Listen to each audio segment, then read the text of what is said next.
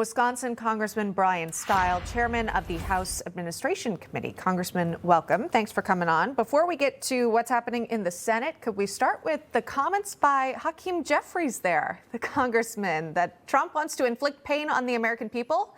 Is that how you see it? Yeah, this is the Chuck Schumer shutdown. We all know it. It's Democrats that voted to close the government. It's Republicans that are voting to reopen the government. And yes, the consequences continue to build, in particular on countless hardworking men and women of our military whose next paycheck is in jeopardy. Why? Because of Chuck Schumer, Hakeem Jeffries, and the radical Democrats that are driving the party. They would like to shift the blame, but it's very clear. You can go back and look at the vote tally. It's the Democrats that continue to vote to close the government and Republicans that stand up to make sure we're paying our troops and get the government back open and operational. Congressman, what are the options at this point? As we heard from the Senate Majority Leader, he may be mulling over the idea of sending it back to you, sending it back to the House to potentially pass a different, an amended stopgap bill, if you will. Is that a possibility? Would that include subsidies for Obamacare? All of the decisions in front of us are dependent on getting 60 votes in the United States Senate. And what we see is time and again is a minority of the United States Senate, led by Chuck Schumer, making sure that they're keeping the federal government closed. If there's 60 votes to reopen the government, if we have a small number of brave Democrats who are willing to stand up and put people over politics, I'm ready to go back and support that. But again, the ball is in the court of Senate Democrats, Chuck Schumer, all of whom are being driven by the radical left. We can simply look back at the protests on Saturday to get a firm understanding of who's driving this train on the Democrats. Chuck Schumer's concerned about a primary, so he's willing to sell out many of the American people, and he is continuing to put politics in front of people in the United States Senate. President Trump had some special guests at the White House yesterday. The NCAA baseball champions LSU Tigers, they stopped by, but he was asked about the shutdown, as you can imagine, by the press. Here's what he had to say.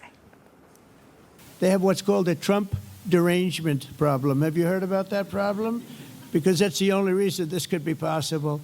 But I think we're doing very well. I think they're going to have no choice but to go along because the country is setting records in every way and people want it to continue that way. So we're hoping the Democrats become much less deranged and that we will get the vote pretty soon. And I hear they're starting to feel that way too. They're starting to feel like they really have to do what's right for the country, and they will.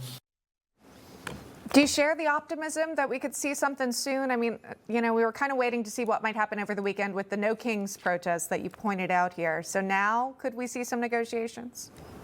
Well, I continue to remain only slightly optimistic that the Senate is going to change their tune. It's unquestionable, and the president is exactly right. There is a Trump derangement syndrome. But President Trump stood up and said the sun will rise in the east. There'll be Democrats in the United States Senate who will claim the sun will rise in the west. This clean CR with no policy changes, a continuation of funding at current level, is something that Democrats have voted for time and again.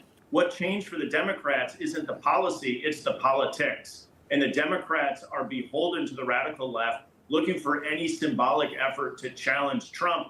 And they're willing to put politics in front of people. And the consequences of the Chuck Schumer shutdown continue to build on the American people. Yeah, it certainly seems that way. Again, the majority leader in the Senate even going as far to say, look, we could have a side conversation about the subsidies. Let's just keep the government open. Seemingly, that's something that many could get on board with. We've seen in the past many getting on board, crossing the aisle, whether it be Republican or Democrat, to pass a CR, a clean CR. That's what this appears to be, though it's not happening now. Congressman Bryan Steil joining us. Thank you, Congressman. Thank you. Information. Truth is freedom. Is Newsmax. It's real news for real people.